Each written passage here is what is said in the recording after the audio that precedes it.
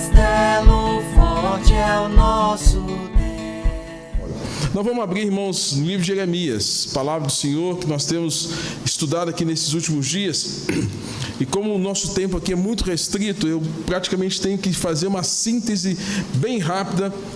Eu quero estimular que os irmãos estejam abrindo no capítulo de número 33, verso de número 7, depois nós vamos ler o capítulo de número 31, verso de número 3 e 31, verso 3. Então são 3 textos, depois eu vou fazer uma síntese rápida aqui para a gente entender o que Deus está falando naquele contexto. Primeiro, Jeremias capítulo 33, verso de número 7, tá? Verso 7, diz assim: restaurarei a sorte de Judá e de Israel e os edificarei como no princípio.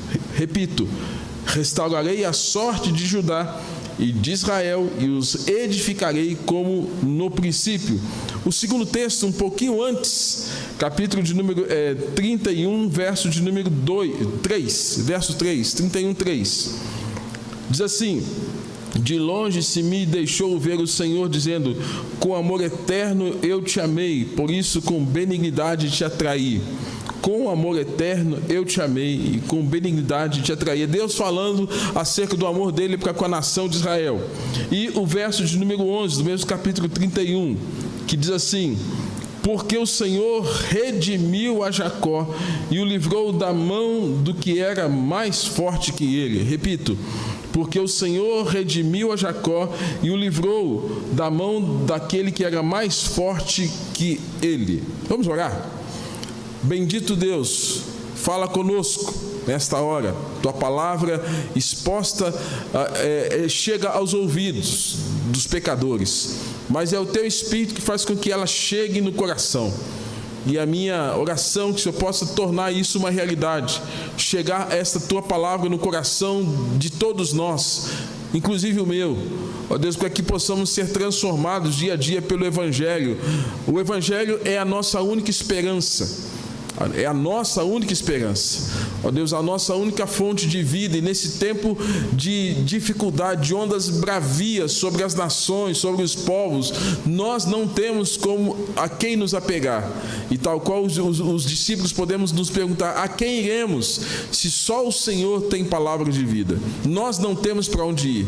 Então, declaradamente, nós reconhecemos que estamos nos achegando à Tua presença, achegando à presença santa do Deus Pai, do Deus Filho e do Deus Espírito Santo, do Deus que se revelou por meio de Jesus e nos deixou as Escrituras Sagradas, para que por meio delas nós pudéssemos ser transformados e ouvir a Tua voz, receber o Evangelho e guardar a esperança do novo céu e da nova terra no nosso coração. Abençoe, portanto, ó Deus, os que estão ainda em suas casas, com celulares ou diante de uma TV, sendo abençoados, ó Deus, pela pregação do Evangelho, não só aqui do Vale, mas de outros lugares, outras igrejas que com fidelidade pregam a palavra do Senhor.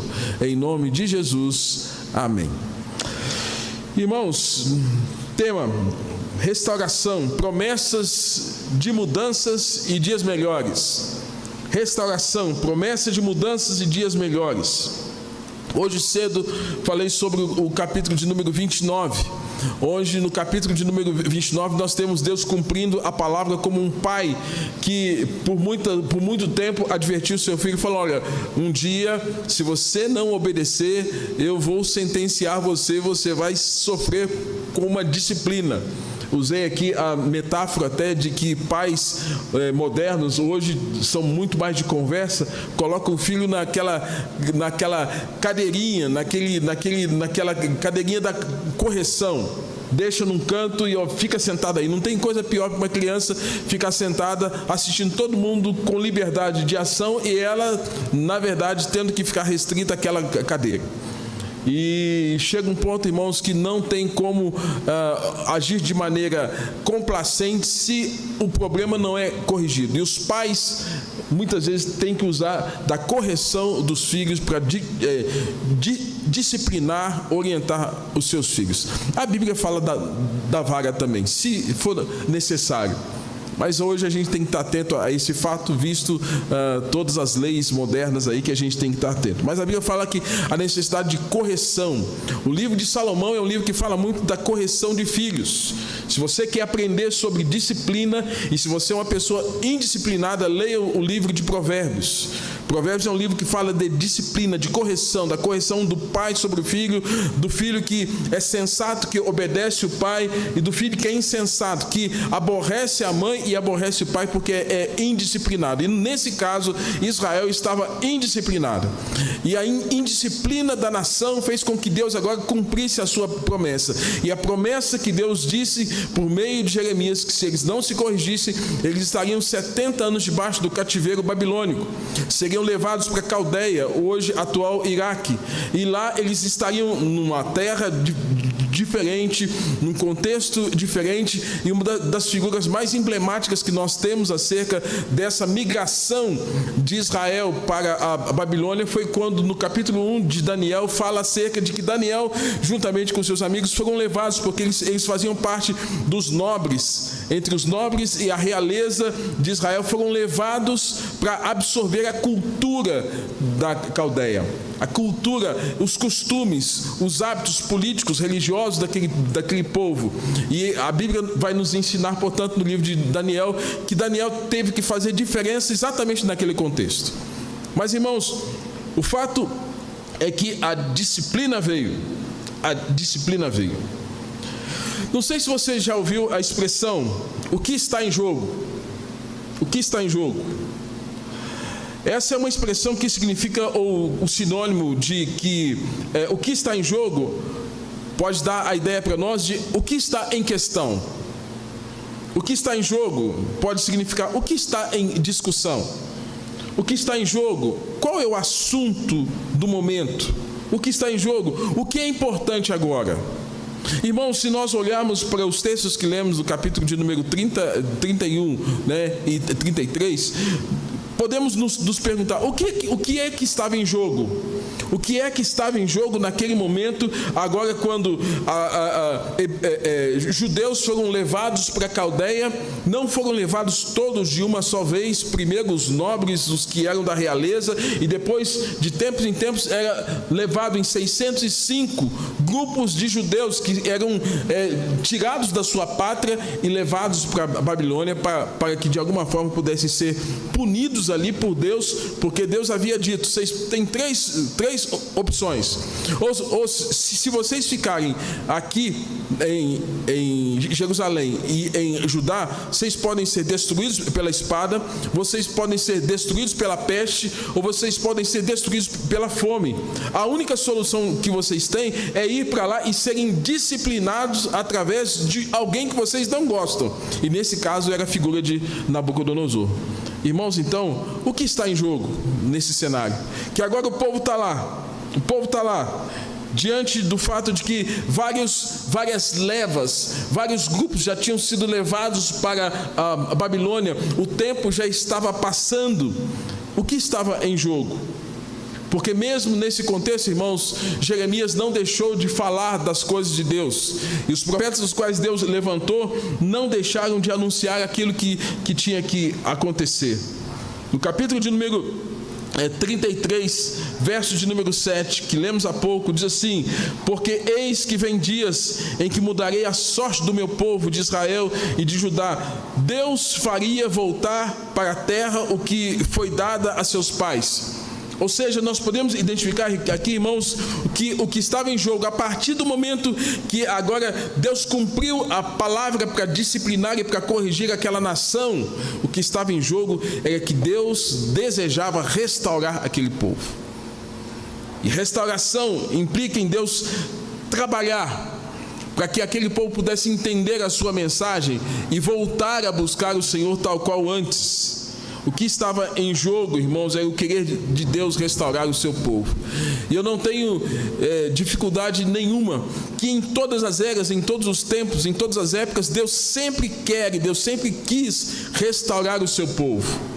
Como quando hoje, 28 de março de 2021, Deus quer restaurar o seu povo. Deus quer restaurar pessoas hoje. E talvez a sua vida precise de restauração. O que nós podemos aprender aqui, irmãos, é que a palavra que veio como voz de tremor e de temor e não de paz. A palavra que foi dada anteriormente foi dada de correção, disciplina, para gerar temor no meio do povo, porque o povo estava rebelde e contumaz. O povo estava vivendo um tempo de angústia. Diz o Senhor na sua palavra que era tempo de angústia para Jacó, uma referência às 12 tribos, filhos de Israel, filho de Jacó. O Senhor disse: naquele dia quebrarei o jugo de Jacó, ou seja, eu vou tirar o peso da escravidão, e nunca mais estrangeiros farão escravo esse povo. Verso de número 8, que Israel voltaria a servir o Senhor. Irmãos, Deus desejava restaurar o seu povo, como hoje Deus deseja restaurar o seu povo. Em meio à opressão do cativeiro, Deus encoraja o seu povo dizendo o seguinte: não temais, pois servo meu Jacó, diz o Senhor, nem espanteis, ó Israel, pois eis que te livrarei das terras de longe, e a tua descendência da terra do exílio. Jacó voltará e ficará tranquilo, e em sossego não haverá quem os atemorize. Deus dizendo: eu vou restaurar. Irmãos, Deus às vezes permite que nós passemos por momentos difíceis, como a nação passou. Milhares de judeus levados como cativos para a Babilônia, e nesse contexto tendo que viver como escravos, subservientes, língua, cultura, costumes e toda uma questão religiosa tentando ser imprimida sobre esses que conheciam o Deus da aliança, mas haviam dado as costas para ele, que sabiam quem era Deus, mas agora estavam em terras estranhas. E Deus está falando com esse povo que está em terra estranha: olha, eu vou restaurar vocês. Amados, nós também poderíamos pensar o seguinte, que a nossa primeira casa era o paraíso. A nossa primeira casa era o jardim do Éden. Mas o pecado entrou, e numa atitude de rebelião contumaz dos nossos primeiros pais, Adão e Eva foram expulsos daquele lugar, e agora estão andando numa terra que está contaminada pelo pecado, contaminada pela maldade, pela corrupção. Nós somos descendência de Abraão, nós somos esses peregrinos que estamos também em terra estranha, e que de alguma forma precisamos ser levados de novo ao estado original. E não há como sermos levados para o estado original sem que essa restauração venha de fora, porque essa restauração não vem de nós mesmos, não vem da ciência, não vem da sociologia, da psicologia, da medicina. Essa restauração vem de Deus, porque assim o Senhor diz: dar-vos-ei um novo coração, tirar-vos-ei de vós o coração de pedra e vos darei um coração de carne. Era essa restauração que esse povo tinha que experimentar, porque o coração deles era contumaz, era duro. E Deus está dizendo: eu vou tirar o jugo, eu vou tirar o peso que há sobre Jacó. Disse mais o Senhor: porque eu sou contigo, diz o Senhor, salvar-te-ei, por isso darei cabo de todas as nações, mas castigar-te-ei em justa medida. Amados, Deus é um Deus justo. Deus é um Deus justo. Deus ama profundamente cada um de nós, mas Deus não pactua com o nosso pecado. Deus nos livra, sim, das consequências finais do pecado, que é a separação eterna dele, quando nós nos arrependemos. Mas consequências que são mais próximas de nós, muitas vezes nós sofremos aqui nesta vida por conta de comportamentos, pensamentos e atitudes pecaminosas às quais nós nos expomos. E ainda que Deus nos livre da culpa do pecado, a consequência vem. A consequência vem. E nesse caso, irmãos, serem libertos do cativeiro babilônico não significava necessariamente que no dia seguinte eles estariam livres. Teriam que viver ainda debaixo desse jugo. No entanto, Deus não os tira debaixo do cativeiro babilônico e permite ainda que eles passem por um outro cativeiro, o cativeiro da Síria. Isso mostra, irmãos, que muitas vezes nós achamos que Deus tem que nos livrar de todas as consequências da culpa, de todas as coisas erradas que nós fazemos. Deus sim nos livra da culpa, mas de consequências. Muitas vezes nós estamos sofrendo consequências de decisões erradas que tomamos, como a decisão que a nação, como um só, tomou, dizendo: não queremos Deus, não precisamos de Deus. Disse o Senhor, olha só o que o Senhor disse: teu mal é incurável, a tua chaga dolorosa, para a tua ferida não tem remédio nem emplasto. Deus ironiza. Todos os seus amantes esqueceram de ti e já não perguntam mais por ti. Deus está perguntando: cadê aqueles que você se envolvia, ficava rindo para eles, se deleitava nos seus braços? Onde estão os seus amantes? E esses amantes, irmãos, são os falsos deuses, os quais a nação de Israel se prostituiu. Astarote, Azerás, os Balins. Deus está dizendo: onde é que estão os seus amantes? Agora que você está debaixo de um nível de escravidão e de opressão. E a despeito dessas circunstâncias, Deus está dizendo: eu quero restaurar vocês. Mas essa restauração não vinha, irmãos, em absoluto, de nenhuma ação do próprio povo. Essa restauração vinha da ação do próprio Deus. E o próprio Deus pergunta: por que você grita? Por que você grita por conta da sua ferida? Deus ainda diz, apesar disso: restaurarei a sua saúde, e curarei as tuas chagas, pois te chamaram de repudiada, pois ninguém pergunta por ti. O que é uma repudiada? Repudiada é a ideia daquela figura, no caso de uma mulher casada, e que estava se envolvendo com outra pessoa fora do seu casamento. E, consequentemente, o marido pede carta de divórcio, e no pedido de carta de divórcio ele está repudiando essa mulher, porque ele está dizendo: você foi infiel para comigo. E Deus está dizendo: você, nação de Israel, foi infiel para comigo. E agora, onde estão os teus amantes? Ele está dizendo: eu vou restaurar a saúde e curarei as tuas chagas, pois te chamaram de repudiada, pois ninguém pergunta por ti. Está lá no verso de número 18, capítulo 30. Você é repudiada. Irmãos, a repudiada, nós temos uma descrição no contexto do livro de João, da mulher adúltera que foi encontrada em flagrante adultério. E uma mulher em flagrante adultério, ela era o quê? Segundo a lei moral, exposta inclusive ao nível de apedrejamento. E nesse caso, irmãos, a despeito do pecado da nação de Israel, Deus está dizendo: eu vou restaurar você. Eu quero restaurar você. Ao restaurar seu povo, teriam a consciência de pertencimento, e assim seriam encorajados, tendo seus medos removidos, pois confiantes na promessa do Senhor, poderiam ser renovados. Deus está nos ensinando que Ele tem prazer em tratar de gente quebrada, de gente destruída, tal qual o capítulo 18 de Jeremias, quando o Senhor manda que o profeta desça à casa do olheiro, e ali o vaso se estraga nas mãos do olheiro, e o Senhor diz: assim como esse vaso estragou nas mãos do olheiro, Israel estragou nas minhas mãos,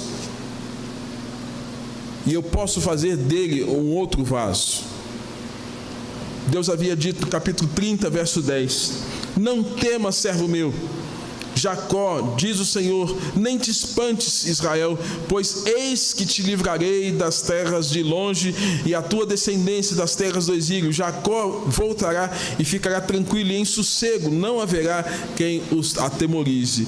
O que estava em jogo, irmãos? A restauração daquele povo. Eu quero usar essa ideia inicial para perguntar o seguinte: o que está em jogo hoje? O que está em jogo hoje? Eu vim de casa agora, moro a 6,5 km da igreja, tudo fechado, ninguém na rua. O que está em jogo? Aí recebo um monte de vídeos de gente sofrendo, de gente pedindo socorro, de gente angustiada, de gente culpando pessoas, culpando governos. O que nós estamos diante, o que está diante de nós hoje? O que está em jogo? Que antes de tudo, Deus quer fazer uma restauração espiritual das nossas vidas, como Deus assim o quis fazer também da nação de Israel. Segundo, o que estava em jogo? Estava em jogo o amor de Deus. No capítulo de número 31, verso 3, que li há pouco, no início, diz assim: de longe se me deixou ver o Senhor, dizendo, com amor eterno te amei, e por isso com benignidade te atraí. O que estava em jogo era o amor de Deus para com o povo escolhido. O amor de Deus para com o povo escolhido. Deus, o que estava em jogo era exatamente isso. Deus é um Deus de amor. No capítulo de número 2, Deus se dirige a Jeremias e diz: vai e clama aos ouvidos de Jerusalém, assim o Senhor, lembro-me de toda a tua afeição quando era jovem. Deus fazendo uma referência, irmãos, aqui uma metáfora que o autor usa para falar: lembro-me de quando vocês eram jovens. Quando é que Israel era jovem? Era jovem quando Deus, por meio de Abraão, chama aquele casal, Abraão e Sara, dá a eles um filho, Isaque, e por meio de Isaque vem Jacó, Esaú, por meio de Jacó vem 12 tribos que são levantadas para ser esse povo escolhido, esse povo eleito. Deus está dizendo: eu me lembro quando tudo começou, eu me lembro quando você era jovem,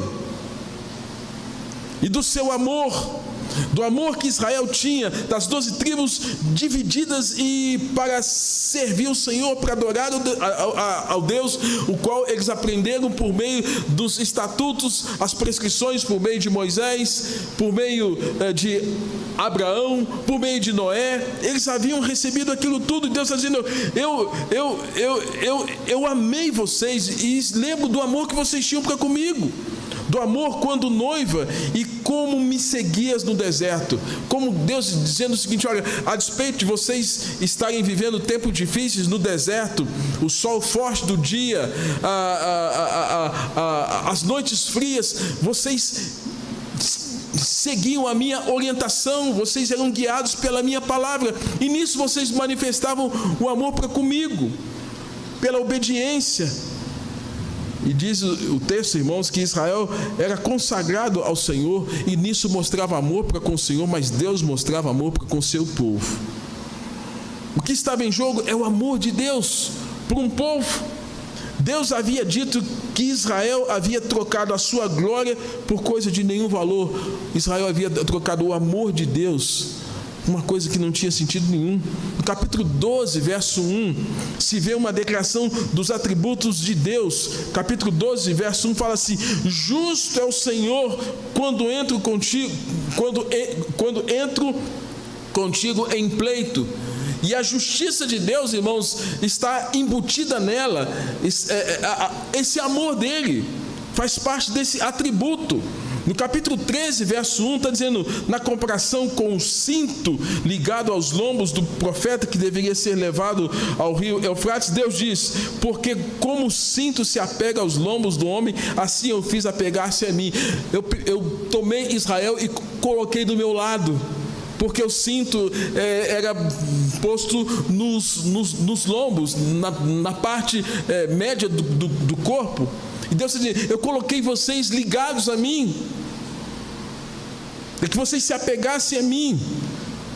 Toda a casa de Israel e toda a casa de Judá, diz o Senhor, para serem meu próprio povo, para o meu nome, o meu louvor e a minha glória. Deus, com isso, irmãos, está dizendo: eu amo esse povo.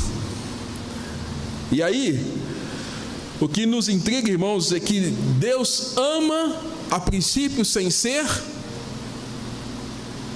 amado. Porque Deus tinha tudo para falar: olha, esse povo não quer nada comigo, não tem problema. Gente, Deus não tem crise de emoções como nós temos. Quando alguém fala assim: olha, não gosto de você, a gente entra em crise, não entra? A gente fica mal. Nossa, o que eu fiz para fulano não gostar de mim, né? O que eu fiz? O que eu deixei de fazer? A gente entra em crise. Muitas vezes isso acontece, né? E se a gente brinca com uma criança: olha, não gosto de você, ela fica assustada: não, você não gosta de mim. Nós agimos como criança. Deus não é como a gente.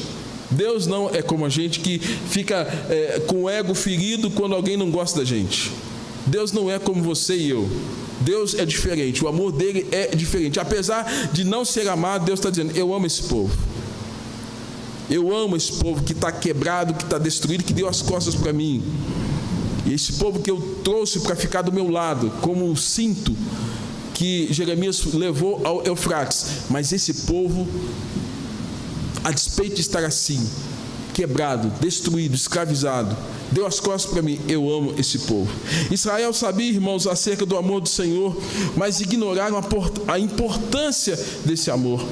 No capítulo 14, verso 7, nós temos uma confissão de Israel que disse: posto que as nossas maldades testificam contra nós, ó Senhor, age por amor do teu nome. Eles sabiam que Deus os amava, mas eles não se davam por vencidos.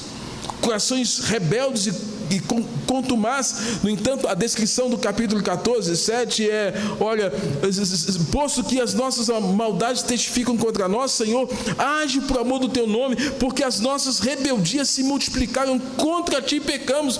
Nós sabemos que o Senhor ama, mas nós continuamos no pecado. E Deus está dizendo, irmãos, para nós, que o que está sendo posto em jogo agora é o amor dele para com aquele povo. O que está sendo posto em jogo agora, o assunto agora diante de um povo escravizado, levado cativo pela dominação babilônica, era o amor dele com aquele povo escolhido. Irmão, não se esqueça, o que está em jogo agora é o amor que Deus tem para com você. Nós estamos angustiados porque pessoas estão morrendo. Mas, irmãos, não nos esqueçamos de Romanos 14, 8. Se são pessoas de Deus, se são pessoas convertidas, se são pessoas lavadas e remidas no sangue do Cordeiro, nós temos que ter a confiança daquilo que Paulo fala: e se vivemos, para o Senhor vivemos, e se morremos, para o Senhor morremos. Eles estão melhor que nós, não estão doentes, não tem que pagar conta, não tem que lidar com as angústias do tempo presente. Essa é a nossa confiança. Nós não podemos ficar nesse sofrimento, porque perdemos sim, mas quando perdemos pessoas que na verdade vão estar diante do Senhor, bem-aventurados aqueles que morrem no Senhor, porque descansam das suas fadigas, descansam das suas obras. É muito ruim perder pessoas. Eu perdi um irmão há 2 anos atrás com câncer, muito ruim. Mas eu louvo a Deus porque ainda bem que quando ele foi, a vida dele estava acertada com Deus. Pior teria se vivesse a vida toda longe do Senhor.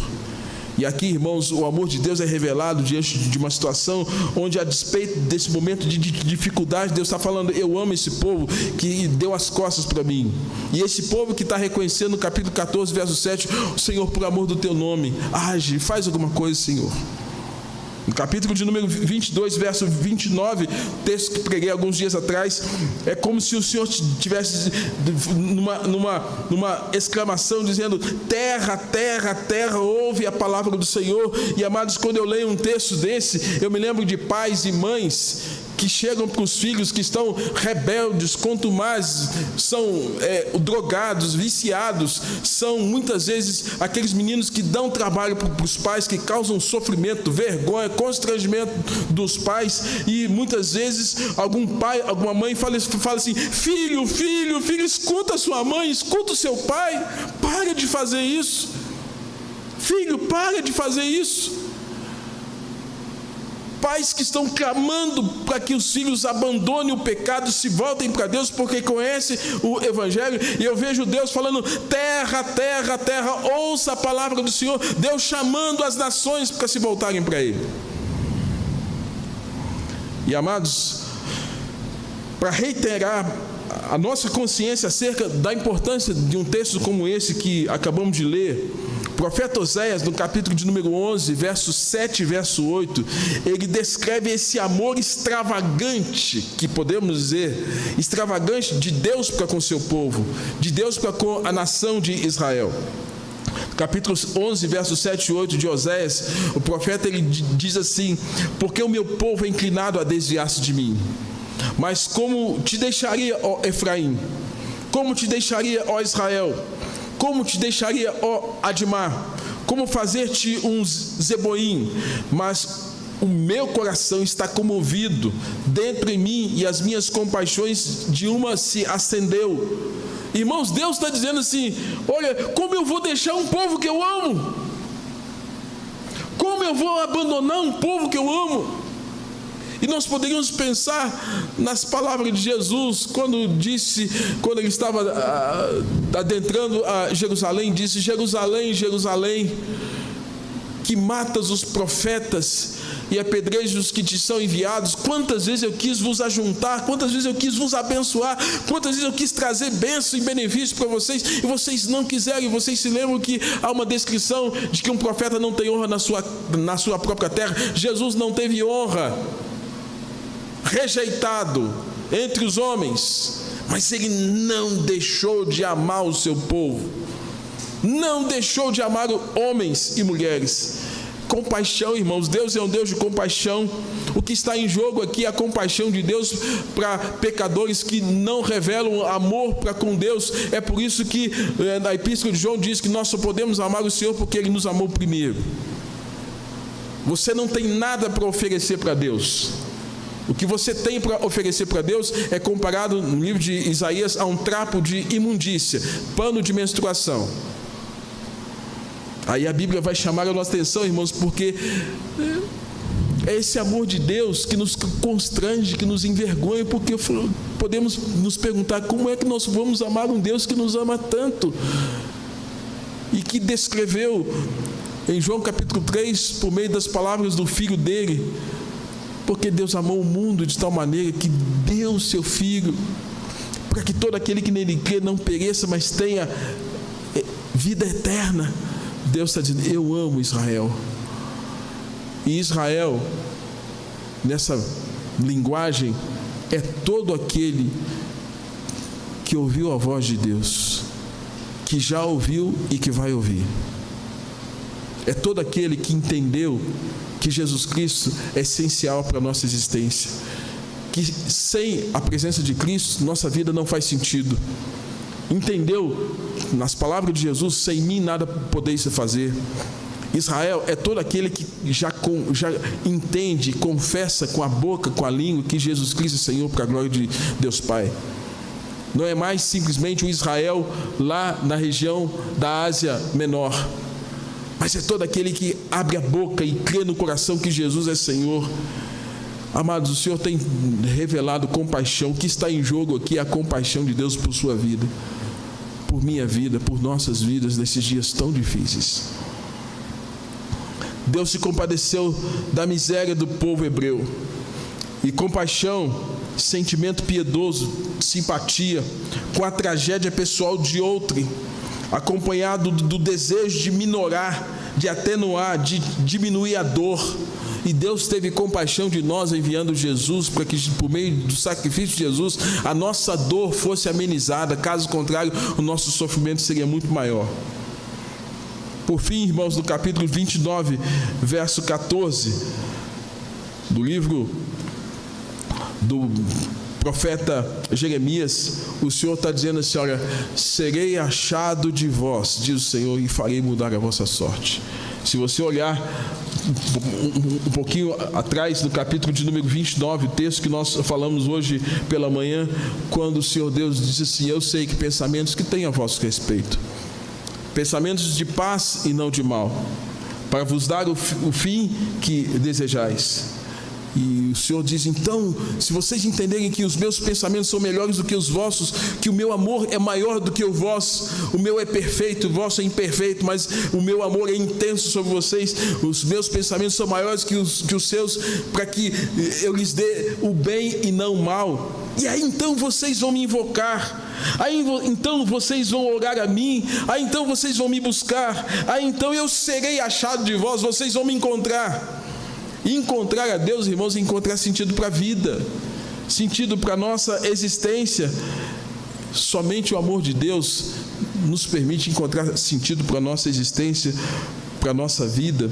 E o que está em jogo aqui, irmãos, é que Deus está falando para aquela nação: o que está em jogo é que o meu desejo de restaurar vocês, o que está em jogo é o meu desejo de amá-los e vocês reconhecerem o meu amor. E terceiro e último, o que estava em jogo era o fato de Deus salvar o seu povo. Capítulo de número 31, verso de número 20, nós temos a descrição no capítulo de número 31. a seguinte descrição da palavra do Senhor. Porque o Senhor redimiu a Jacó, é o povo de Israel, e o livrou do que era mais forte do que ele, onde vir e exultar na altura de Sião, radiantes de alegria por causa dos bens do Senhor, do cereal, do vinho, do azeite, do cordeiro, dos bezerros. A sua alma será como um jardim regado, nunca mais desfalecerão. Então a virgem se alegrará, e na dança, e também os jovens e velhos, tornarei o seu pranto em júbilo, e consolarei, e transformarei em regozijo a vossa tristeza. Deus, o que estava em jogo é que Deus desejava salvar aquele povo. Deus desejava salvar. Se a gente entende a palavra salvar, mesmo no sentido de redimir, é de fazer algo para resgatar alguém. E lá no contexto do Velho Testamento, os profetas foram levantados para que levassem a mensagem, e a mensagem trouxesse arrependimento, quebrantamento, denunciasse o pecado e trouxesse uma palavra de esperança e salvação para o povo hebreu. No contexto do Novo Testamento, nós temos isso mais evidenciado por meio de Jesus, quando Jesus é esse que nos é dado, foi entregue pelo Pai, para que por meio de Jesus nossos pecados fossem expiados. Lembre-se de Filipenses capítulo 2, quando fala: tende em vós o mesmo sentimento que houve em Jesus, que mesmo sendo Deus, não julgou com usurpação ser igual a Deus, antes a si mesmo se esvaziou, assumindo a forma de servo. E nesse assumir a forma de servo, ele se entregou até a morte, e a morte de cruz. Jesus, então, é esse mediador. Mas no Velho Testamento nós temos várias figuras que são chamados tipos de Cristo. São tipos. A vida deles, o ministério deles apontam para o que Jesus Cristo faria. Moisés, libertador do povo hebreu, apontando para Jesus. Elias, profeta que fez milagres, apontando para Jesus. E vários outros personagens. Davi, no seu reino, apontando para o reino de Cristo. São tipos de Cristo que a teologia define isso de forma muito clara. Mas sempre defendendo alguém para redimir, alguém para salvar, alguém para libertar, alguém para livrar. E naquele contexto Deus havia levantado o profeta Jeremias para pregar e anunciar a palavra. E uma das descrições que se tem acerca de Jeremias é que o sofrimento dele foi muito mais intenso do que o profeta Isaías, que falou no capítulo 53 sobre o servo sofredor. A angústia, o sofrimento de Jeremias foi intenso. No entanto, ele escreve um livro posterior chamado Lamentações de Jeremias, dado o sofrimento, a oposição, o sofrimento interno, o sofrimento externo, o sofrimento interno, a angústia de falar e não ser ouvido, sofrimento externo, ser posto em uma cova, ser posto em um poço, ser maltratado, ser posto em um tronco. Jeremias é esse que tem uma crise existencial, como já foi dito, porque não foi ouvido, mas ele era a mensagem de Deus, ele era o enviado de Deus para trazer salvação. Deus, irmãos, desejando salvar aquele povo, Deus desejando restaurar aquele povo. O que estava em jogo era um Deus desejoso de salvar um povo caído, um povo e que na teologia a gente pode definir como um estado de depravação total, um povo caído. Nós lemos aqui no nosso culto, o presbítero Emerson leu Daniel capítulo 9. Vocês se lembram que Daniel foi levado para o cativeiro. Talvez agora para muitos comece a fazer sentido por que Daniel fez aquela oração. Ele estava debaixo do cativeiro, ele foi levado para lá quando parte da nação estava sendo levada para a escravidão.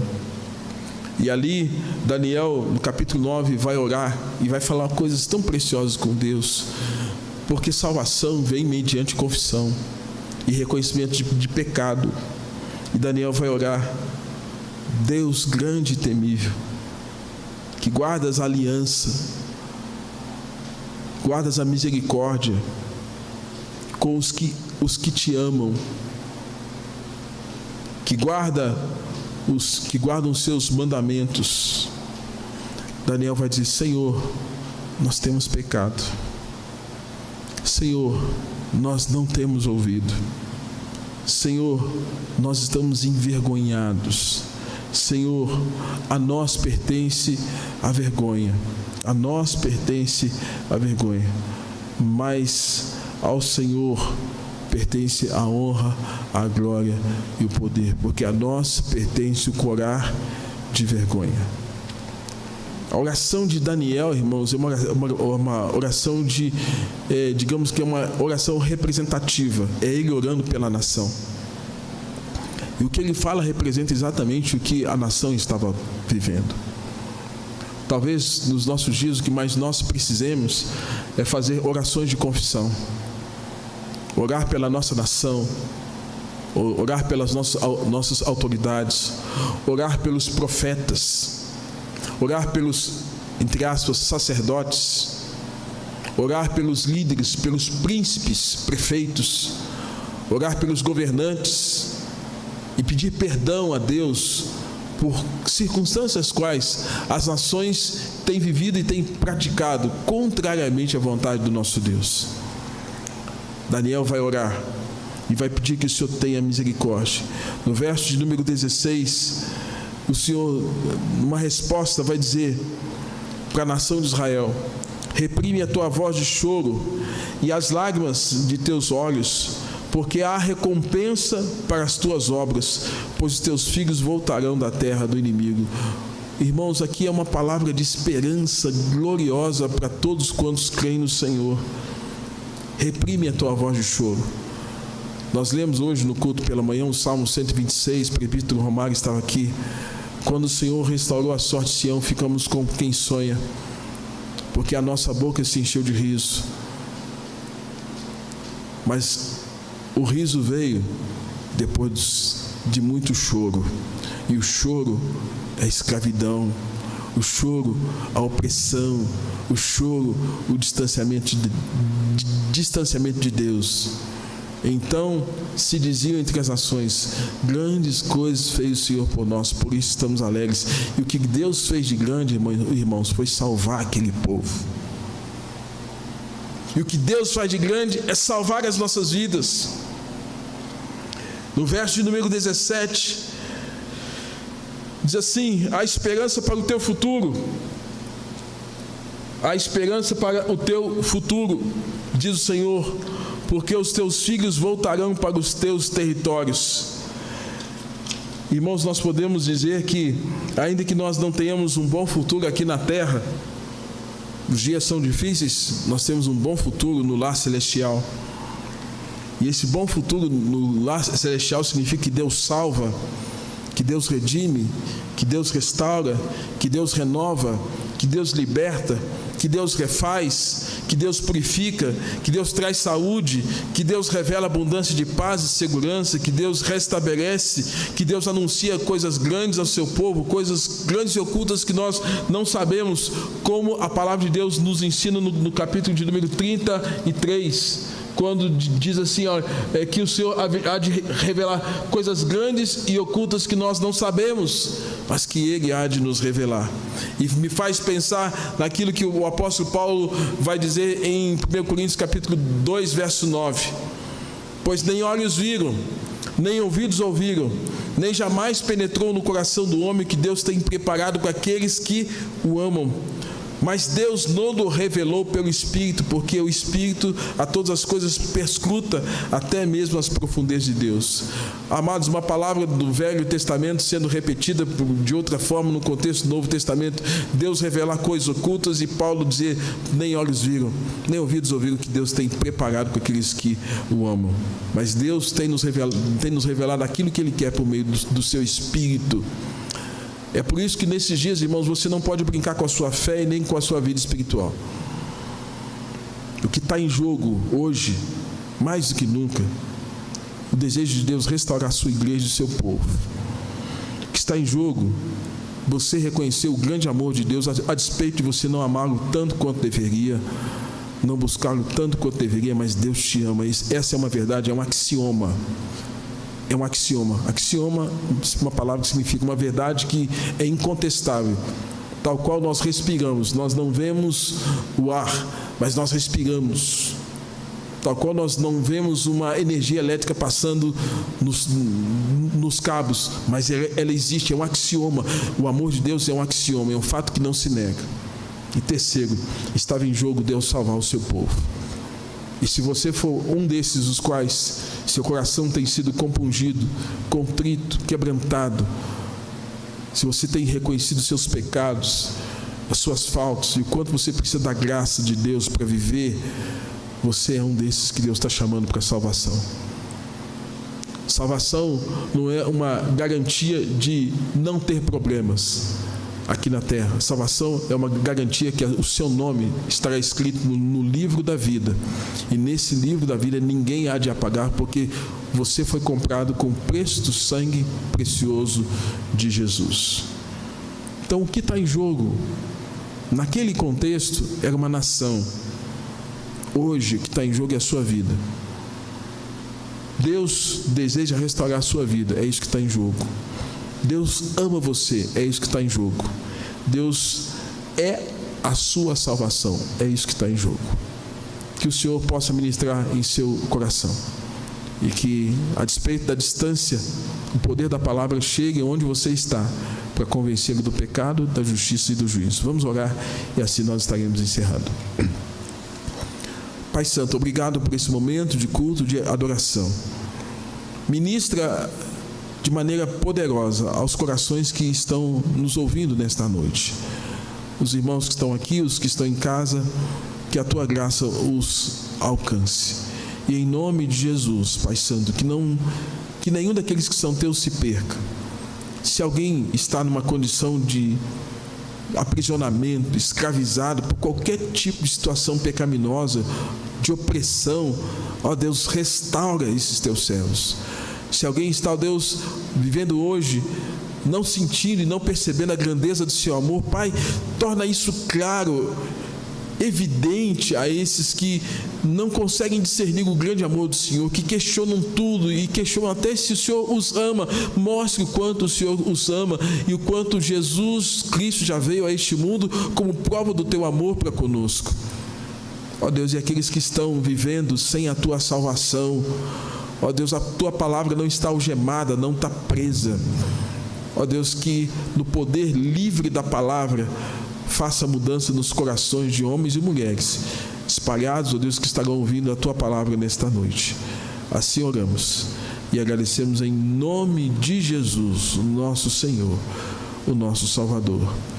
E que a graça do nosso Senhor e Salvador Jesus Cristo, o amor de Deus, nosso Pai, a comunhão, a consolação, o poder e as virtudes do Espírito Santo repousem sobre a igreja aqui presente e sobre os irmãos em suas casas e espalhados por toda a terra, agora e para todos sempre. Amém. Amém.